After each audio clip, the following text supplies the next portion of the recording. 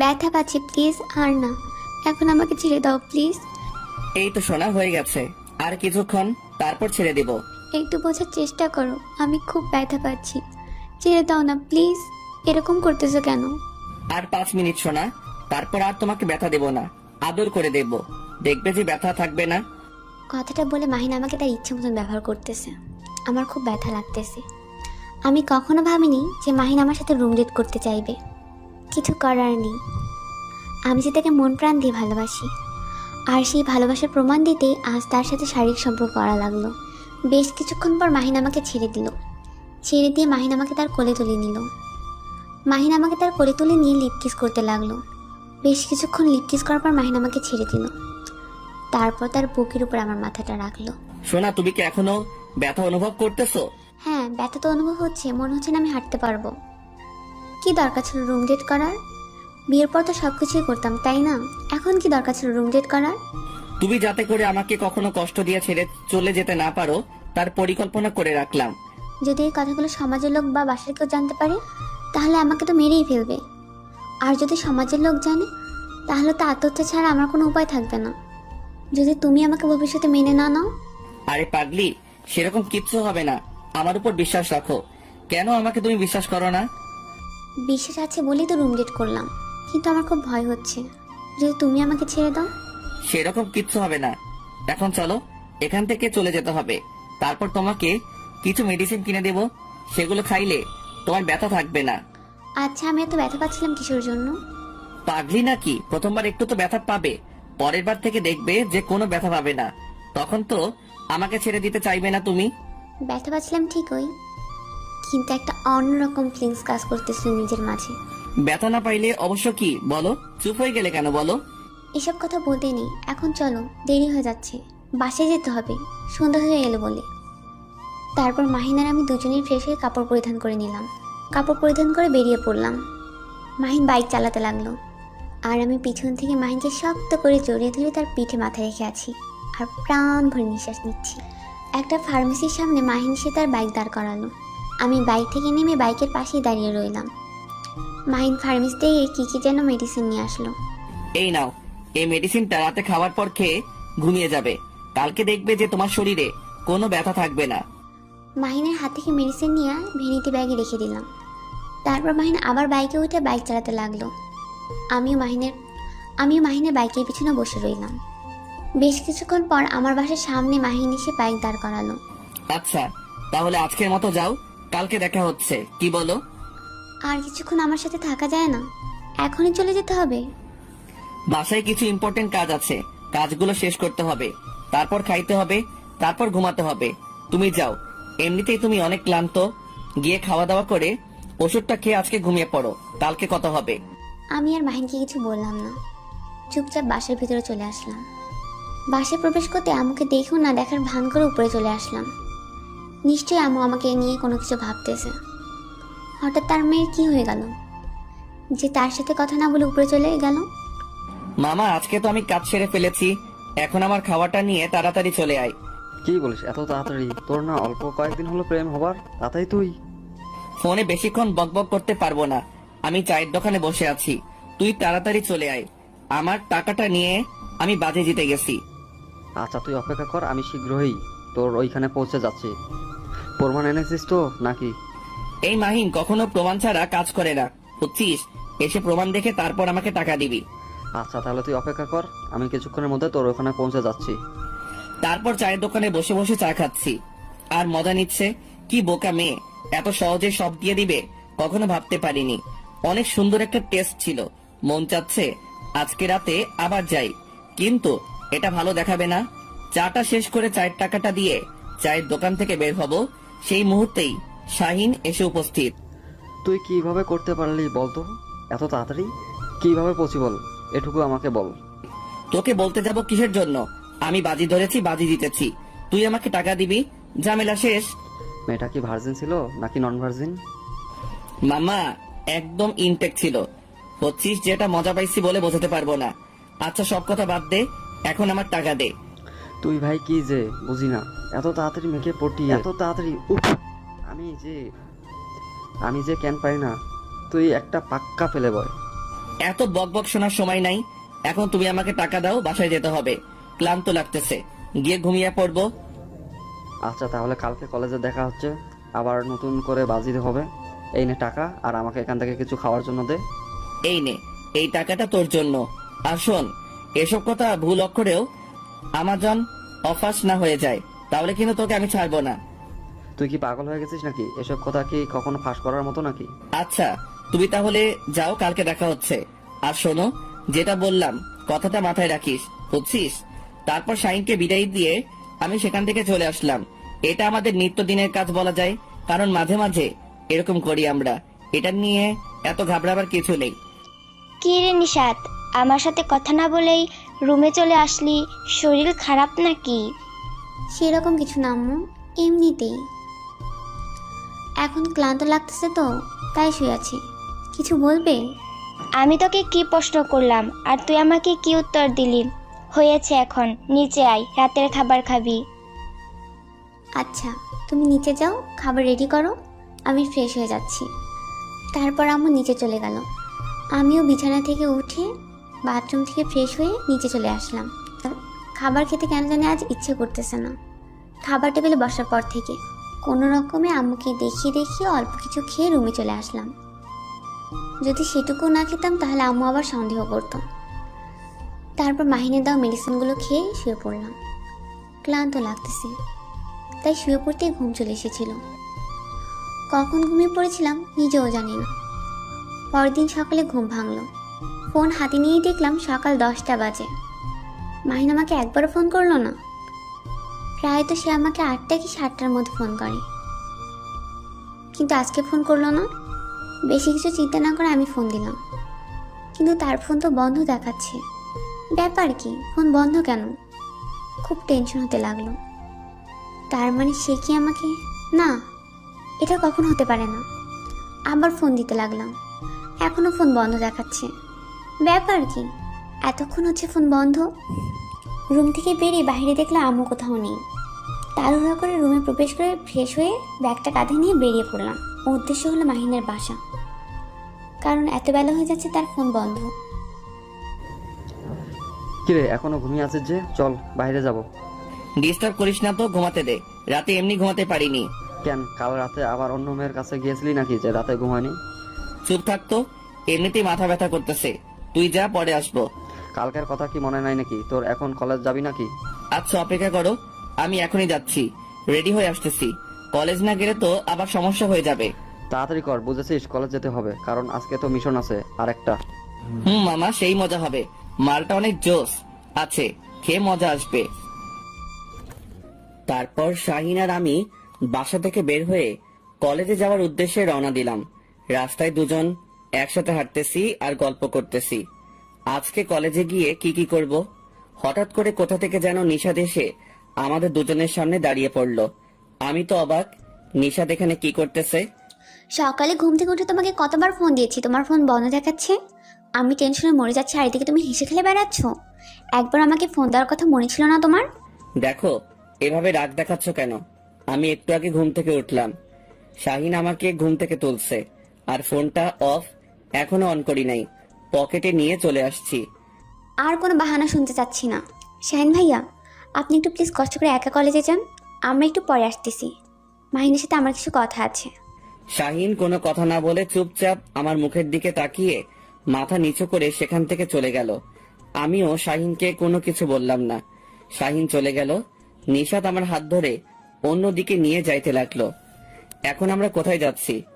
কলেজে যাওয়া উচিত না? কলেজের জন্য বের হয়েছি, কলেজ না গিয়ে কোথায় যাব এখন? আগে তো তুমি আমাকে অনেকবার বলেছিলে যে কলেজ যেতে হবে না, একদিন কলেজ না গেলে কিচ্ছু হবে না, আর সেই তুমি আজকে আমাকে এই কথা বলতেছো? হারে পাগলি, তুমিও তো বের হয়েছো বাসা থেকে কলেজ যাওয়ার জন্য, তাই না?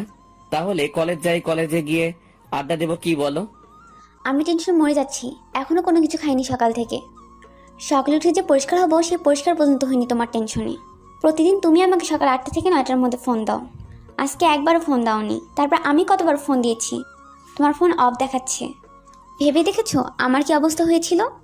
আচ্ছা বাবা, সরি, হয়েছে, এত মন খারাপ করতে হবে না। এই যে কান ধরছি, আর কখনো এরকম ভুল হবে না, এবারের মতো মাফ করে দাও। চলো এখন কোনো রেস্টুরেন্টে গিয়ে কিছু নাস্তা করে নিব। ক্ষুধায় পেটের ভিতর ইঁদুর দৌড়াচ্ছে। তোমার টেনশনে ক্ষুধার কথা ভুলেই গিয়েছিলাম। আচ্ছা চলো, তাহলে এখন রেস্টুরেন্টে যাব, তারপর নাস্তা করব।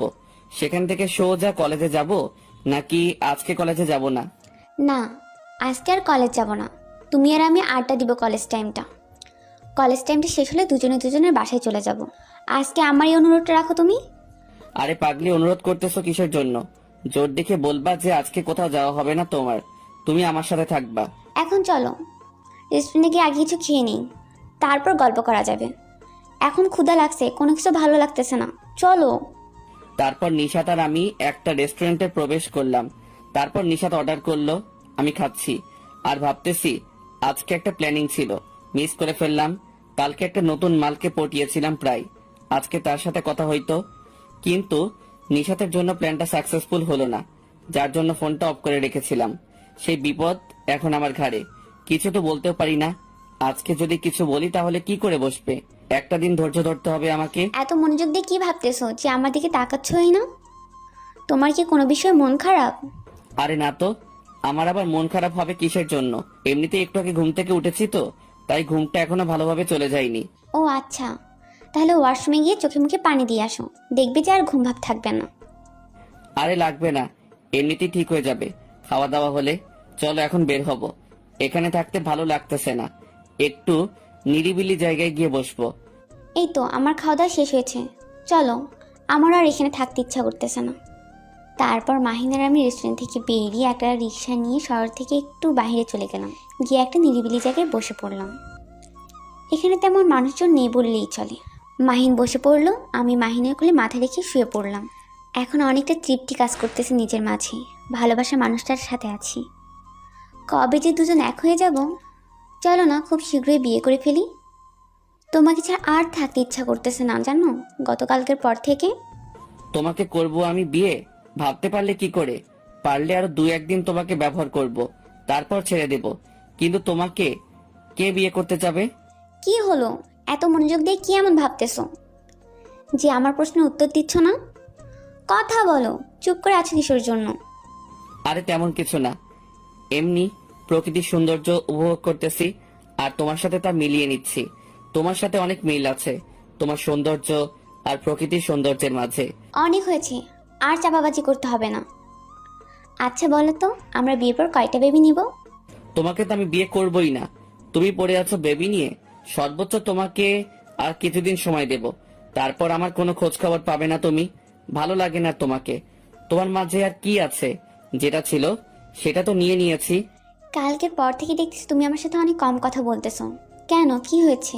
আমি কি তোমাকে সুখ দিতে পারিনি, নাকি অন্য কিছু? জানো, তোমাকে আবার খুব কাছে পেতে ইচ্ছে করে। কালকের পর থেকে কিছু ভালো লাগে না, জানো, সব সময় তোমাকে কাছে পেতে ইচ্ছা করে। ও আচ্ছা, তাহলে এই ব্যাপার। তাড়াতাড়ি বিয়ে করে ঘরে নাও, তারপর সারাদিন দুজনে মিলে রোমান্স করব। দেখবো কত রোমান্স করার শখ তোমার।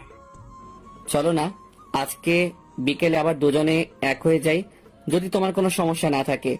আমার খুব ইচ্ছা করতেছে তোমার সাথে আর একবার মিলিত হবার। কালকে এমনিতেই অনেক ব্যথা পেয়েছি, ওষুধটা খাওয়ার পর ব্যথা শেষ হয়েছে। আজকেও যাই, আজকেও ব্যথা দাও, আমি পারবো না। তুমি আমাকে ব্যথা দাও, আমি যাব না। কালকে প্রথম দিন ছিল, তাই একটু ব্যথা পেয়েছো, আজকে একটু ব্যথা পাবে না। দেখবে যে কালকের থেকে আজকে অনেক বেশি মজা দেব তোমাকে। আমারও তো ইচ্ছা করতেছে তোমার সাথে সব সময় মিলিত হয়ে থাকি, কিন্তু এটা পসিবল না। নিজেদেরকে সংযমে রাখতে হবে, বিয়ে করি তারপর। আমরা তো পড়াশোনা শেষ করে বিয়ে করব, তাই না? তাহলে তো সমস্যা কিসের? কেন আমার তাহলে আমাদের ভালোবাসা থেকে বঞ্চিত থাকবো দুজনে? আমরা উপভোগ করি আমাদের ভালোবাসাটা। আমার কেন জানি মনে হচ্ছে তুমি মনে হয় আমাকে ছেড়ে চলে যাবা, তার জন্য এত রিকোয়েস্ট করতেছো বারবার। আচ্ছা বুঝছি, তুমি সবসময় আমাকে সন্দেহ করো আর সবসময় আমাকে অবিশ্বাস করো, তার জন্য আজকে তোমার এই অবস্থা। আমার প্রতি তোমার ভালোবাসা বলতে কিচ্ছুই নেই। আরে পাগল, সেটা আবার কখন বললাম?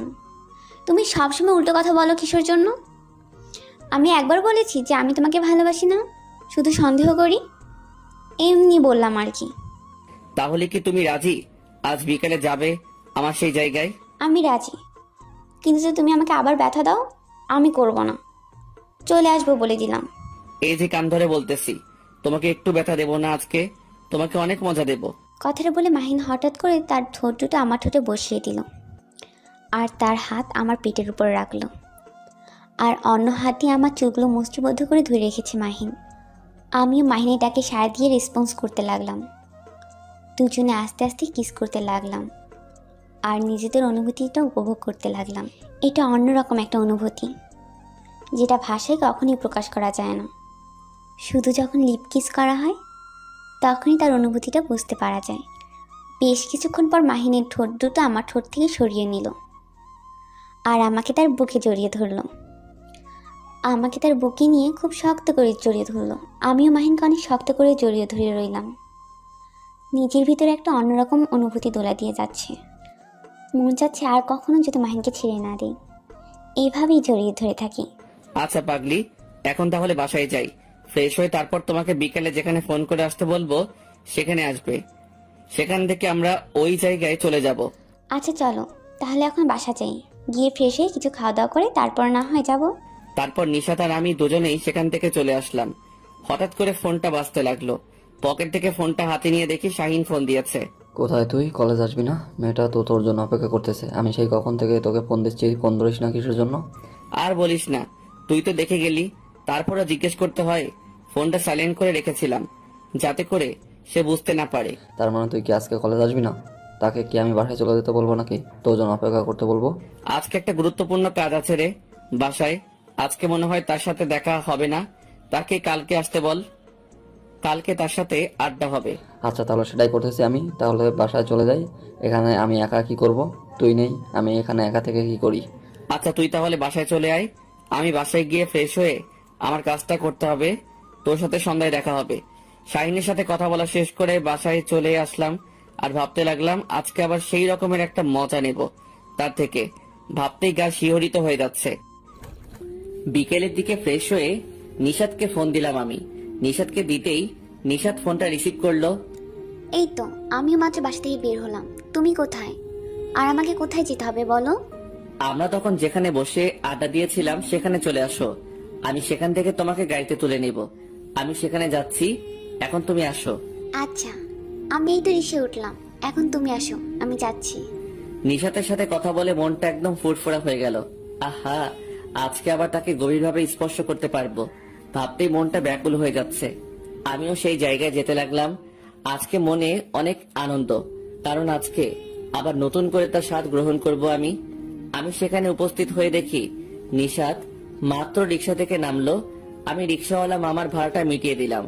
নিশাত আমাকে মানা করলো দিতে, তাও আমি দিয়ে দিলাম। তারপর নিশাতকে আমার বাইকে তুলে নিয়ে গন্তব্যের উদ্দেশ্যে রওনা দিলাম। আমি আগে থেকে জায়গাটা ঠিক করে রেখেছি, এখন আমরা সেখানে যাচ্ছি। আমি মাত্র রিক্সা থেকে নামলাম আর সঙ্গে সঙ্গে মাহিন এসে আমার সামনে উপস্থিত। আর রিক্সাওয়ালার ভাড়াটা মাহিনী দিয়ে দিল। আমি মানা করা সত্ত্বেও দিয়ে দিল, কি আর করার। তারপর মাহিন আমাকে বললো বাইকে উঠতে। আমিও মাহিনের বাইকের পিছনে উঠে বসলাম। মাহিন বাইক চালাতে লাগলো আর আমি মাহিনকে পিছন থেকে জড়িয়ে ধরে বসে আছি। মাহিন আমাকে কোথায় নিয়ে যাচ্ছে জানি না। হঠাৎ করে মাহিন একটা পুরাতন বাসার সামনে বাইকটা দাঁড় করালো, আমাকে নামতে বলল। আমি নেমে এক সাইডে দাঁড়িয়ে রইলাম। মাহিন গাড়িটা এক সাইডে লুকিয়ে রাখলো। বুঝলাম না গাড়িটা লুকিয়ে রাখার কারণ কি। গাড়িটা এইভাবে ঝোপঝাড়ের মাঝে রাখলে যে নষ্ট হয়ে যাবে তো। বাইক নিয়ে তোমাকে টেনশন করতে হবে না, এখন চলো, এখানে কেউ এভাবে দেখে ফেললে সমস্যা হয়ে যাবে, ভিতরে চলো। তারপর মাহিনের সাথে ভিতরে গেলাম। মাহিন আমার কোমরপুর দিয়ে তার বাঁ হাতটা আমার পেটে রেখেছে আর আমি হেঁটে যাচ্ছি। একটা রুমের দিকে নিয়ে গেল আমাকে। রুমের দরজা খুলতে আমি হতবাক। ভেতরে দেখি তো মনে হচ্ছে এখানে মানুষ বসবাস করে, কিন্তু বাইরে দেখে মনে হচ্ছে একটা পুরাতন বাড়ি। কি হলো, এদিক ওদিক তাকাচ্ছ কেন? কোনো সমস্যা হচ্ছে তোমার? টেনশন করিও না, এখানে কেউ আসবে না। কথাটা বলে মাহিন ধীরে ধীরে এসে আমার হাত দুটো তার হাতে নিয়ে নিল। আমার কেন যেন এখনকার পরিস্থিতিটা লজ্জাজনক মনে হচ্ছে। তারপর মাহিন আমাকে ধীরে ধীরে তার কাছে টেনে নিচ্ছে। আমি চুপচাপ শুধু তার ডাকে সাড়া দিয়ে যাচ্ছি। আমি লজ্জায় মাহিনকে কোনো কিছু বলতে পারতেছি না। হঠাৎ করে মাহিন আমাকে তার কোলে তুলে নিল। আমি অবাক দৃষ্টিতে মাহিনকে চোখ দিয়ে ইশারা করলাম, কোলে তুলে নিলে কিসের জন্য? মাহিন আমার প্রত্যুত্তরে শুধু একটা মুচকি হাসি দিল। আমি তার হাসির মানেটা বুঝতে পারলাম না। কিন্তু হঠাৎ মাহিনীর ঠোঁট দুটো আমার ঠোঁট দুটোকে আয়ত্ত করে নিল। ঘটনাটা খুব দ্রুত ঘটে গেল, তাই আমার শরীরের ভিতর দিয়ে একটা শিহরণ বয়ে গেল। মনে হচ্ছে 440 ভোল্টেজ কারেন্ট বয়ে গেল আমার শরীরের ভিতর দিয়ে। মাহিনকে রেসপন্স করতে লাগলাম। মাহিন আমাকে লিপকিস করতেছে, আমি শুধুমাত্র মাহিনের তালে তাল মিলিয়ে চলতেছি, এক্সট্রা কোনো কিছুই করতেছি না। কি শোনা, আজকে কি মজা পাচ্ছ না, নাকি আজকেও তোমার কোনো খারাপ লাগা কাজ করতেছে?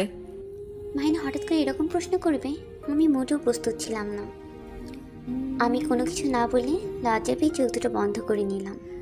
এখন আমরা দুজনেই অন্য জগতে, কারণ যখন এরকম একটা পরিস্থিতির শিকার হয় তখন কেউ সমাজের কথা মনে রাখে না, সব কিছু ভুলে গিয়ে শুধু ক্ষণিকের সুখের জন্য নিমজ্জিত হয়ে থাকে। তারপর মাহিন আমাকে কোল থেকে নামিয়ে বিছানায় শুয়ে দিল।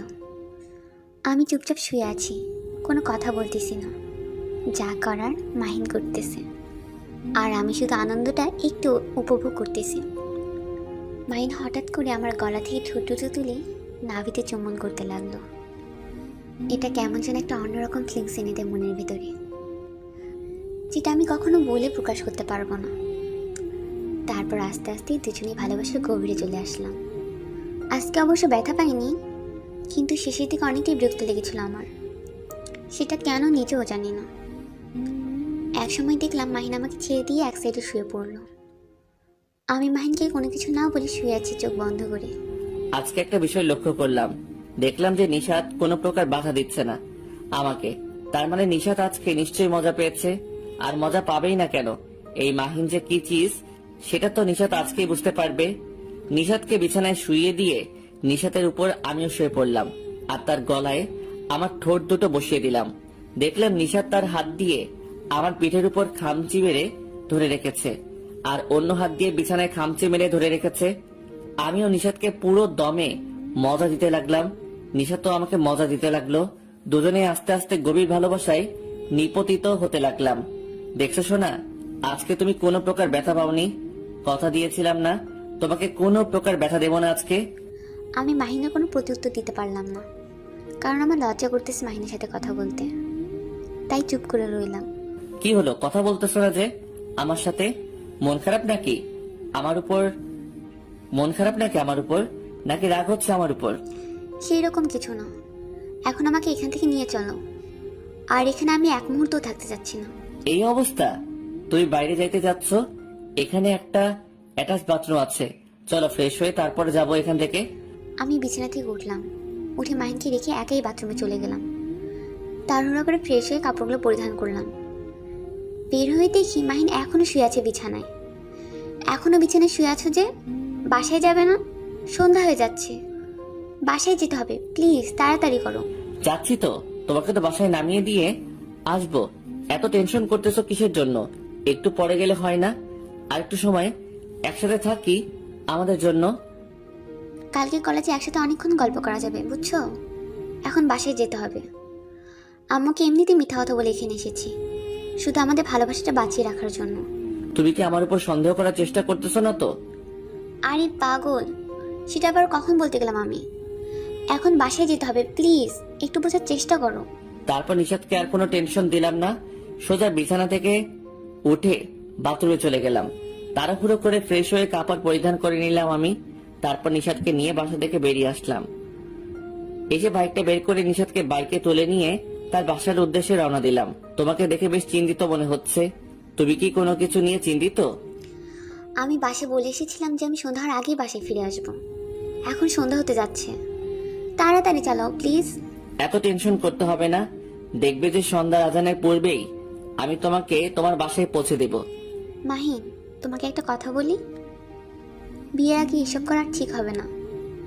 তুমি তো আবদার করেছিলে, আমি কিন্তু তোমার আবদার পূরণ করে দিয়েছি।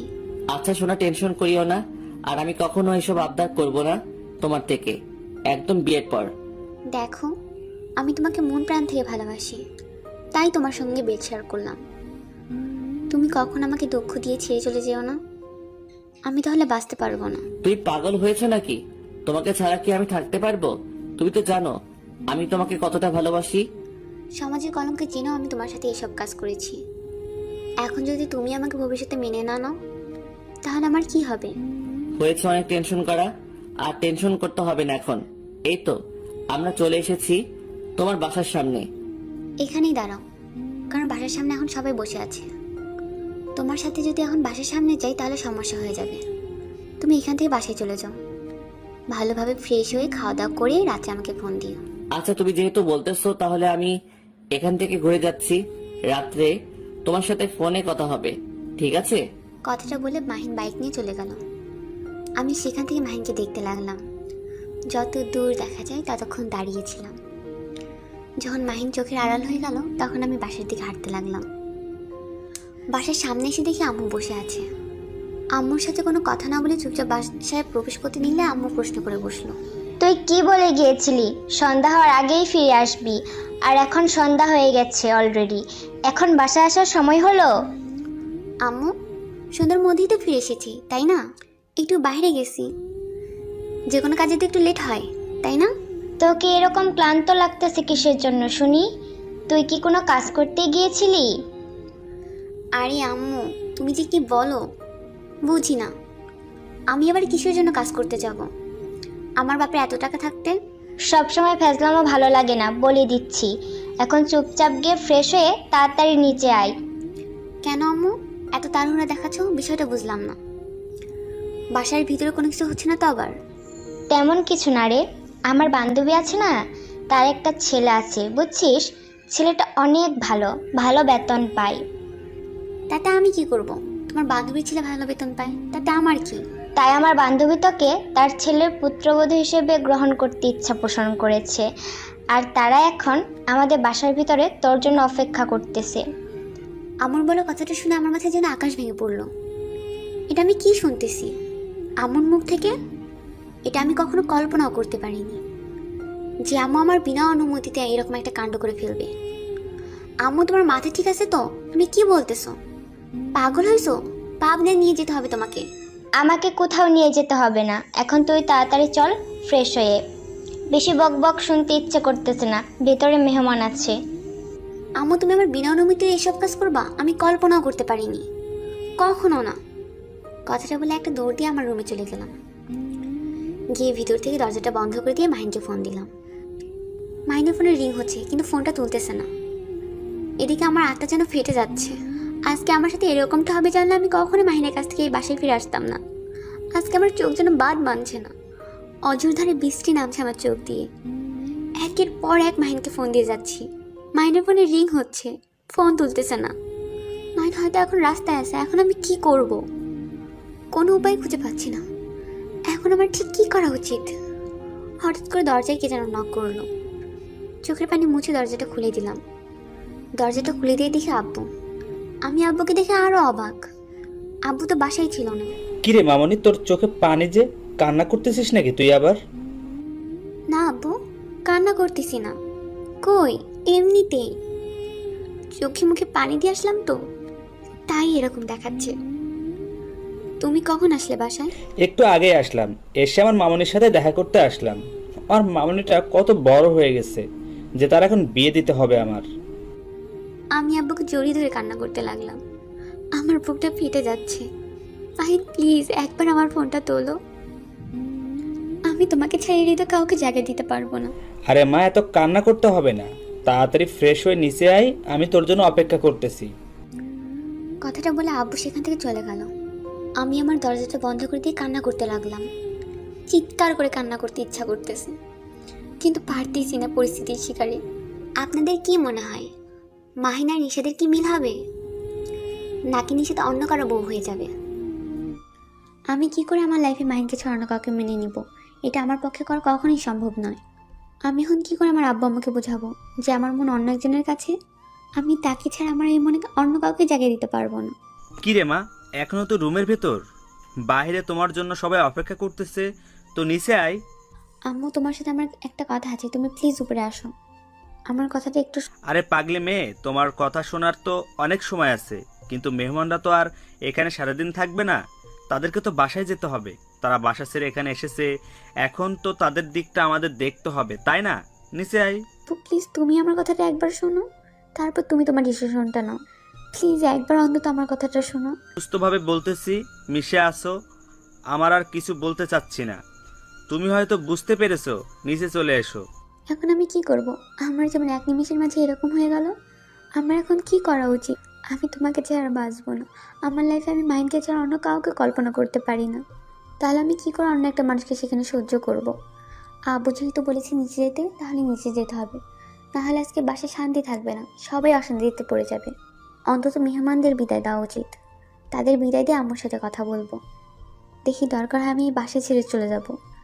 তোমাকে ছাড়া আমার লাইফে কাউকে জড়াতে চাই না। তারপর কোনো রকম হালকা ফ্রেশ হয়ে নিচে গেলাম। কোনো সাজুগুজু করিনি, এমনিতে হুড়েই নিচে আসলাম। এসে দেখে আব্বুর পাশে একজন মুরব্বী বসে আছে, আর আম্মুর সাথে একজন মুরব্বী মহিলা। আর এক পাশে একটা ছেলে বসে আছে, যেটা আমার দিকে ফ্যাল ফ্যাল করে তাকিয়ে আছে। ইচ্ছা করতে যে ছেলেটার চোখ বন্ধ করে দিয়ে আসি, যাতে আমার দিকে নজর না দিতে পারে। আমার দিকে নজর দেওয়ার অধিকার শুধু মাহিনী। তারপর আস্তে আস্তে গিয়ে আম্মুর পাশে বসলাম। আব্বুর সাথে থাকা লোকটা আমাকে দেখে মাশাল্লাহ বললেন। আম্মুর সাথে বসে থাকা মহিলাটাও মাশাল্লাহ বললেন। আমি তো ছোট বাচ্চা না, এতটুকু বোঝার ক্ষমতা তো আমার আছে। তাদের আমাকে পছন্দ হয়েছে। এখন আমি কি করব? এখন তো আমার মরে যেতে ইচ্ছা করতেছে। প্লিজ আজকে অন্তত কেউ বিয়ের কথাটা তুলবেন না, আপনাদের দোহাই লাগে। মনে মনে শুধু আকুতি করতে লাগলাম। তাহলে বাবাজি, আমার মেয়েকে কি তোমার পছন্দ হয়েছে? যদি পছন্দ হয়ে থাকে তাহলে বিয়ের কথাবার্তা আজকে শেষ করব। আমি আব্বুর কথাটা শোনার জন্য মোটেও প্রস্তুত ছিলাম না। আমি তাৎক্ষণিকভাবে আব্বুর মুখের দিকে তাকিয়ে রইলাম। আমার মুখের দিকে তাকিয়ে চোখ দিয়ে সান্ত্বনা দিলেন। কোনো সমস্যা নেই, ছেলে তাদের আগে থেকে চেনা। এখন আমি কি করব? এখন তো সত্যি সত্যি আমার মরে যেতে ইচ্ছা করতেছে। আচ্ছা, তাহলে এই কথাই রইল। আপনাদের যেহেতু পছন্দ হয়েছে, আমাদের তো ছেলেকে পছন্দ হয়েছে আগে থেকেই। আর মনে হচ্ছে না এখানে বেশি কথা বলা লাগবে। আপনারা তাহলে আজকের মতো আসেন। অনেকক্ষণ অপেক্ষা করিয়েছি আপনাদের। আমি জানি আপনাদের অনেক কষ্ট, অনেক সময় নষ্ট হয়েছে আমাদের জন্য। সেজন্য আমরা আন্তরিকভাবে দুঃখিত। আরে বিআই সাহেব, এটা কোনো কথা বললেন আপনি? এটা তো স্বাভাবিক। আমরা সময় হাতে নিয়েই বেরিয়েছি। যেহেতু পুত্রবধূকে দেখতে যাচ্ছি, সেহেতু সময় নিয়ে যেতে হবে, তাই না? আচ্ছা, তাহলে আপনারা বাসায় গিয়ে আপনাদের মতামত জানিয়ে দেবেন। সেই মোতাবেক আমরা কাজ করব। আমাদের তো মেয়ে পছন্দ হয়েছে, আমাদের তো আর কোনো সমস্যা নেই। আপনারা আপনাদের মতামত জানাবেন, আমরাও বাসায় গিয়ে আমাদের মতামতটা জানাবো। তারপর একদিন বসে দিনটাই ঠিক করব। আচ্ছা, তাহলে সেই কথাই রইল বিআই সাহেব। কি রে শাহিন, কোথায় তুই? আমার বাসায় আয় তো, কথা আছে। এখন যেতে পারবো না, আমার বাসায় কিছু কাজ আছে, সেগুলো করতেছি, পরে আসবো তোর বাসায়। আমার থেকে তোর কাজ বেশি হয়ে গেল। ভেবে দেখো, এখন যদি না আসিস, পরে কিনা ঝামেলা করতে পারিস। আমার আবার কিসের ঝামেলা? আমি কোনো ঝামেলা করতে যাচ্ছি না। তার জন্যই তো বললাম চলে আয়, না হলে পরে ঝামেলায় পড়বি। তখন আমাকে দোষারোপ করতে পারবি না। তাড়াতাড়ি চলে আয়। তুই আমাকে কোনো কিছুতে ফাঁসিয়ে দিচ্ছিস না তো? দেখ, একদম এরকম করার চেষ্টা করবি না, ভালো হবে না, বলে দিলাম। আগে আয়, পরে সবকিছু খুলে বলতেছি। এখন যদি বাসায় থাকিস তাহলে ঝামেলায় পড়তে পারিস। এখন আমার বাসায় আয়, ঝামেলা থেকে মুক্তি পাবি। তারপর শাহিনের সাথে কথা বলা শেষ করে ফোনটা কেটে দিলাম। ফোনটা কেটে দিয়ে পকেটে রাখতেই আবারও ফোনটা বাজতে লাগলো। ফোনটা হাতে নিয়ে দেখি নিশাত ফোন দিয়েছে। হ্যালো জানেমান, বলো সমস্যা কি তোমার? আমি তো মাত্র বাসায় আসলাম, এখনো ফ্রেশ হইনি। ফ্রেশ হয়ে তোমাকে ফোন দিচ্ছি। মাহিন প্লিজ ফোনটা কেটো না, তোমার সাথে আমার কথা আছে। আমার ফোনটা এখন কেটো না প্লিজ, কথাগুলো শোনো। আরে পাগলি, কি হয়েছে তোমার? রান্না করতেছো কিসের জন্য? আমি তো মাত্র তোমার সাথে দেখা করে আসলাম। তোমার সমস্যা কি? আমার বাবা আমার বিয়ে ঠিক করেছে, এখন আমি কি করব? আমি তোমাকে ছাড়া বাঁচতে পারবো না, প্লিজ আমাকে এখান থেকে নিয়ে যাও। কি আবল তাবল কথাবার্তা বলতেছো? তোমাকে তো এক্ষুনি রেখে আসলাম বাসায়, আর তোমার কিসের বিয়ে ঠিক করে এই সময়? তুমি বিশ্বাস করো, সত্যি আমার বিয়ে ঠিক করেছে। তুমি এখান থেকে আমাকে নিয়ে যাও, নাহলে আমি এখানে বাঁচতে পারবো না। দেখো, মজা করবে না আমার সাথে। এখনো মাথা ঠিক হয়নি আমার, তাই পরে তোমাকে ফোন দিচ্ছি, না হলে ভুলভাল কিছু বলে দেব। তুমি আমার ব্যাপারটা বুঝতে পারতেছো না। সত্যি আমি বাসে এসে দেখে আমাকে দেখার জন্য কয়েকজন লোক এসেছে, এখন আমি কি করব? তুমি আর কি করবে? ছেলেকে পছন্দ হলে বিয়ে করে নাও, কারণ এখন তো আমার কোনো চাকরি নেই। আমি একটা বেকার ছেলে, আর বেকার ছেলের কাছে কখনো তোমার মা বাবা তোমাকে বিয়ে দিবে না। আমি কোনো কিছু শুনতে চাচ্ছি না, কোনো কিছু বুঝতে চাচ্ছি না। তুমি আমার বাবার কাছে আসবে এবং আমাকে চাইবে, তার বাকিটা আমি দেখে নিব। আরে পাগল হয়েছ নাকি? দেখলে কি বিয়ে হয়ে যায় নাকি? তুমি বলবে যে ছেলেকে তোমার পছন্দ হয়নি, তারপর দেখি তোমাকে কি করে তোমার আব্বু বিয়ে দেয়। তুমি আমার আম্মুকে চেনো না, তুমি যদি আমার আব্বুকে রাজি করতে না পারো তাহলে আমি মারা যাব। যা করো তাড়াতাড়ি করো, বুঝছো? আরে পাগলি, তোমাকে কান্না করতে হবে না, আমি বুঝিয়ে বলতেছি। তোমার আব্বুকে দেখবে তোমার আপু, তোমার এখন বিয়ে দিবে না, পরে আমাদের জন্য মিলিত হব, সমস্যা নাই। আমার কিন্তু ভয় হচ্ছে, আমি আব্বুকে বিশ্বাস করি না, কখন কি বলবে। তার চেয়ে তুমি আব্বুর সাথে কথা বলো। আচ্ছা, তোমাকে টেনশন করতে হবে না, আমি ওখানে যাচ্ছি তোমাদের বাসায়, তোমার আব্বুর সাথে কথা বলবো এবং তোমাকে আমার করে নেব, সমস্যা নেই। তুই চুপচাপ থাকো, কান্না করবে না। নিশাতের সাথে কথা বলা শেষ করে ফোনটা কেটে দিয়ে ফোনটা বন্ধ করে রাখলাম। এত ঝামেলা ভালো লাগে না। কিসের জন্য আমি তারপরে যাব? আমার এখনো কোনো জবাব হয়নি। আমি এখন কি করে থাকি, আমার বাসায় নিয়ে আসবো। আর সব থেকে বড় কথা হলো, নিশাতকে তো আমি আমার মন থেকে ভালোবাসি না। বাসা থেকে বিয়ে ঠিক করেছে, বিয়ে করে নেবে, তা না করে আমার জন্য অপেক্ষা করতেছে। আমার জন্য অপেক্ষা করে কি হবে? আমি তো কখনোই কাউকে বিয়ে করব না। মাহিনের সঙ্গে কথা বলে মনে কিছুটা শান্তি কাজ করতেছে।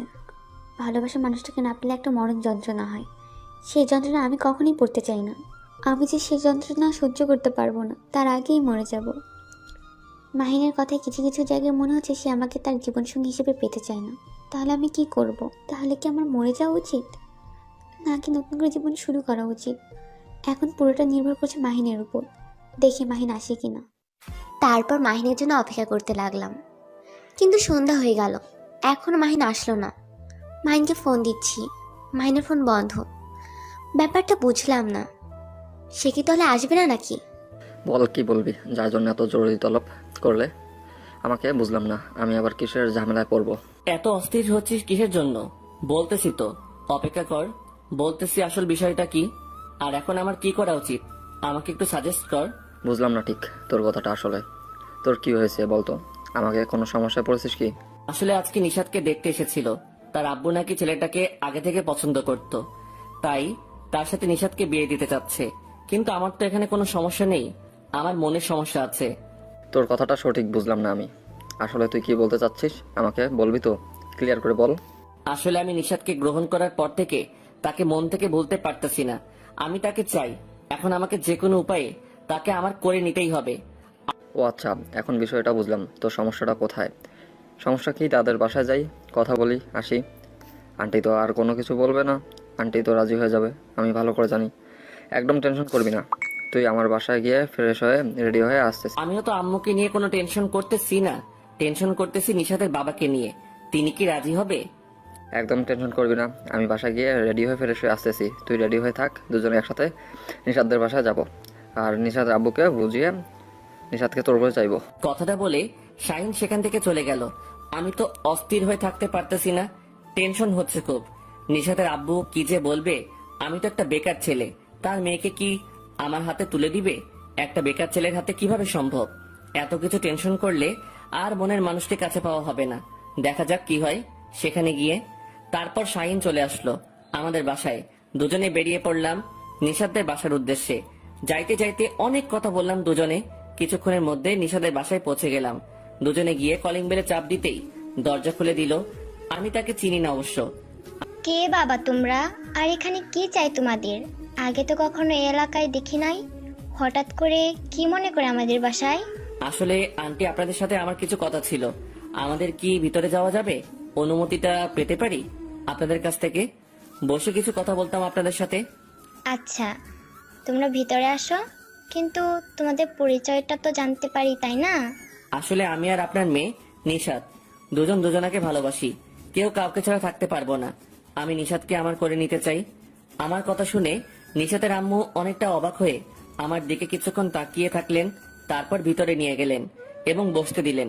তারপর উনি আমাদের সাথে কোনো কথা না বলে উপরে চলে গেলেন। আমি বুঝতে পারতেছি তার মনের অবস্থা কি। হয়তো তিনি এটা কখনো আশা করেনি। তার মেয়ের কাছ থেকে তাকে দেখে বোঝাই যায়। এখন দেখা যাক কি হয়। একটু পর দেখতে পেলাম নিশাতের আম্মু নিশাতের আব্বুকে ডেকে নিয়ে নিয়েছে, আসতেছে, কিন্তু নিশাতকে দেখতে পেলাম না। নিশাত কই? এই ছেলে, তুমি যেটা বলতেছো সেটা শুনলাম এবং বুঝলাম, কিন্তু তোমার চাওয়াটা আমার দ্বারাই পূর্ণ করা হচ্ছে না। আঙ্কেল, আপনি বোঝার চেষ্টা করেন প্লিজ, আমাদেরকে মিলিয়ে দেন প্লিজ, আপনি না করবেন না। আমি আমার ছোটবেলার বন্ধুকে কথা দিয়ে ফেলেছি, আমি এই কথা ভাঙতে পারবো না। সে আমার উপর অনেক আস্থা রাখে, আমি তো আর সেই আস্থা ভাজনতা নষ্ট করতে পারবো না। আঙ্কেল, ছোট মুখে কিছু কথা বলি, প্লিজ কিছু মনে করবেন না আবার। আমি মেনে নিলাম কিছুক্ষণের জন্য যে আপনি আপনার কথাটা রাখলেন, কিন্তু একটা কথা ভেবে দেখছেন আপনার মেয়ে কি সেখানে খুশি থাকবে? আপনার মেয়েকে সেখানে শান্তিতে থাকতে পারবে আমাকে ছাড়া? পারবে না, কারণ আমরা দুজন দুজনকে অনেক ভালোবাসি। আর যতই আপনি তার থেকে আমাকে দূরে রাখেন না কেন, তার মন থেকে তো আমাকে মুছে ফেলতে পারবেন না। তাই আপনি তো চাইবেন আপনার মেয়ে সুখে থাকুক, তাই না? তাহলে কেন তার সুখটা আপনি নষ্ট করবেন? আব্বু প্লিজ রাজি হয়ে যাও, না হলে যে আমি বাঁচতে পারবো না। তুমি কি আমার সুখটা দেখবে না? এখানে তোকে কথা বলতে বলিনি, তুই তো রুমে যা, আমাকে কথা বলতে দে। আমি এটা কখনো হতে দেব না, আর আমি আমার বন্ধুকে কথা দিয়ে ফেলেছি। আঙ্কেল, আপনি একটু বোঝার চেষ্টা করেন প্লিজ। আমাদেরকে এভাবে আলাদা করবেন না, তাহলে আমরা কেউ সুখে থাকতে পারবো না। এই ছেলে, তোর সাহস কত বড়! আমার বাসায় এসে এভাবে চিৎকার করে কথা বলতেছিস? তোকে তো আমি খুন করে ফেলবো। এখান থেকে চলে যা, যদি তোর ভালো চাস। আর যদি ভালো না চাস তাহলে ওকে, আমি চলে যাচ্ছি, কিন্তু আপনার মেয়ে যদি তার কোনো ক্ষতি করে তার দায়ভার আপনাকে নিতেই হবে। কথাটা বলে আমি আর শাহিন সেখান থেকে চলে আসতে ধরলাম, তখনই নিশাতের আম্মু আমাদেরকে দাঁড় করিয়ে দিলেন। দেখো বাবা, আমার মেয়ে যেহেতু তোমাকে ভালোবাসে, সে হয়তো অন্য কোথাও সুখী থাকতে পারবে না। আমি একটা মেয়ে হয়ে তো আমার মেয়ের কথাটা বুঝতে পারতেছি, তার মনের অবস্থাটা বুঝতে পারতেছি। প্লিজ আন্টি, তাহলে আপনি আপনার স্বামীকে একটু বোঝানোর চেষ্টা করুন যে আমরা দুজন আলাদা থাকতে পারবো না। আচ্ছা, আমি ব্যাপারটা দেখে নিচ্ছি। যাও, তোমরা দুজন তোমাদের মতো কথা বলে নাও, তারপর দেখো কি হয়। কি হয় মানে? আন্টি, আপনি আমাদের দুজনকে এক করে দিবেন। আপনার কাছে আমার একটাই অনুরোধ, আগামীকাল কি আপনি একটু বোঝানোর চেষ্টা করুন। আচ্ছা যাও, আমি কথা দিলাম তোমাদের দুজনকে এক করে দেব। এখন এখন হয়েছে, খুশি তো? যাও। তোমাকে এতগুলা ভালোবাসলাম আব্বু, আর আম্মু তোমাকে এতগুলা ভালোবাসা যে তোমরা এত সহজেই রাজি হয়ে গেলে, আর আমি আমার সুখের ঠিকানাটা খুঁজে পেলাম। তোমরা হলে আমার প্রথম সুখের ঠিকানা, কিন্তু আমার সারা জীবনের সুখের ঠিকানা তো মাহিন, তাই না? আচ্ছা, যা পাগলি মেয়ে কোথাকার, তোর সুখটা এনে দিলাম তোকে। আর এখন তোমরা যাও, আড্ডা দাও। আমরা মাহিনদের বাসায় বিয়ের প্রস্তাব নিয়ে যাব। তারপর মাহিনকে সাথে করে বেরিয়ে পড়লাম বাসা থেকে। শাইন ভাইয়াকে বিদায় দিলাম। মাঝ রাস্তায় শাইন ভাইয়া মন খারাপ করে রইল। শাইন ভাইয়া, মন খারাপ করার কিছু নেই, আপনার ভালোবাসার মানুষকে আমরা খুব শীঘ্রই এনে দিচ্ছি, আপনি একটু ধৈর্য ধরুন প্লিজ। আজকে একটু আমাদেরকে একা ছেড়ে দেন। তারপর শাইন ভাইয়া হাসি মুখে আমাদেরকে একা ছেড়ে দিয়ে উনি একটা অন্য রিক্সা নিয়ে চলে গেলেন, আর আমি আর মাহিন একটা নির্জন জায়গায় বসে পড়লাম। মাহিন বসে পড়লো, আমি মাহিনের কোলে মাথা রেখে শুয়ে পড়লাম। আমি তো প্রথমে অনেকটা ভয় পেয়ে গিয়েছিলাম যে আঙ্কেল আমাদের সম্পর্কটা মেনে নিবে কিনা, কিন্তু পরে যখন আন্টি আমাদের উপর সাহায্য করলেন তখন তো আমি অনেক খুশি হয়েছি যে আমি তোমাকে আমার করে নিতে পেরেছি। আমি তো ভেবেছিলাম যে তুমি হয়তো আসবে আমাদের বাসায় আমাকে আপন করে নিতে। অনেক টেনশনে ছিলাম এবং কান্নাও করেছি। পরে দেখি তুমি এসেছো, আমি যে তখন কত খুশি হয়েছি জানো না তুমি। হয়েছে পাগলি, এখন তো আমি তোমাকে সারা জীবনের জন্য আমার করে নিলাম, এখন তো আর তোমার কোনো সমস্যা নেই, আর তোমাকে কখনো কাঁদতে হবে না।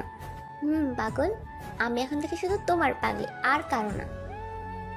আমি শুধু তোমাকেই ভালোবাসি, আর তোমাকে ভালোবেসেই মরে যেতে চাই। আচ্ছা, তাহলে দর্শকদের কাছ থেকে বিদায় নেওয়া যাক। এখন কি বলো? যেহেতু আমরা দুজন দুজনের হয়ে গেছি, এখন তাদের এখানে অপেক্ষা করে লাভ কি? তারাও যাক, তাদের ভালোবাসার মানুষটাকে আপন করে নিক। ভালোবাসার মানুষের সাথে যাই করো না কেন, কিন্তু কখনো তাকে ভুলেও ছেড়ে যাবে না, তাহলে কখনই সুখে থাকতে পারবে না। হয় আমাদের ভালোবাসাটা ফিজিক্যাল রিলেশন দিয়ে শুরু, তাতে কি হয়েছে? আমাদের মন তো আমাদেরকে আলাদা হতে দেয়নি, আমাদেরকে ভালোবাসার বন্ধনে সব সময় আবদ্ধ করে রেখেছিল। ভালোবাসবে তো এমন ভাবে যেন ভালোবাসার মানুষ তোমাকে ছাড়া অন্য কাউকে কল্পনা করতে না পারে। এই না, আমাদের ভালোবাসার গল্পটা আপনাদের কাছে কিরকম লেগেছে? কিন্তু আপনাদের ভালোবাসার গল্পটা এরকম করবেন না, ভালোভাবে শুরু করবেন। আর দোয়া করবেন আমরা যেন সুখে থাকতে পারি, শান্তিতে থাকতে পারি, সবসময় একে অন্যের পরিপূরক হয়ে থাকতে পারি। সব ভালোবাসা কিন্তু রোমান্স বা ফিজিক্যাল রিলেশন দিয়ে শেষ হয় না। কিছু ভালোবাসা এই তো আমাদের মতো করেও শেষ হয়।